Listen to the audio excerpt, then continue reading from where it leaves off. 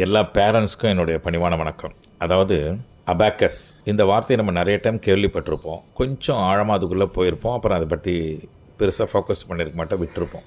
ஒரு மாணவன் ஏன் பலவீனமாக இருக்கான், அவன் ஏன் கல்வி சரியாக அமையலை, ஏன் படிப்பு வரலை அப்படின்னு கூர்ந்து கவனிக்கும் போது அவனுடைய ஃபண்டமெண்டல் பேசிக் சைல்டுஹுட் டெசிஷன், அந்த குழந்தை பருவத்திலேயே அவனுடைய அந்த கல்வி திறனும் கூர்ந்து கவனிக்கிற சக்தி, அதாவது செறிவுன்னு சொல்லுவாங்க, செறிவு ஆற்றல் அப்படின்னா கான்சன்ட்ரேட்டிங் பவர், இதெல்லாம் டெவலப் பண்ணாமலேயே விட்டதுனால மேத்தமெட்டிக்ஸ்னு வரும்போது பார்த்திங்கன்னா மேத்ஸுனாலே எல்லாருக்கும் அலர்ஜி, மேத்ஸே வராதுங்கிற மாதிரி அது ஒரு பரம்பரை வியாதி மாதிரி ஆகிப்போச்சு.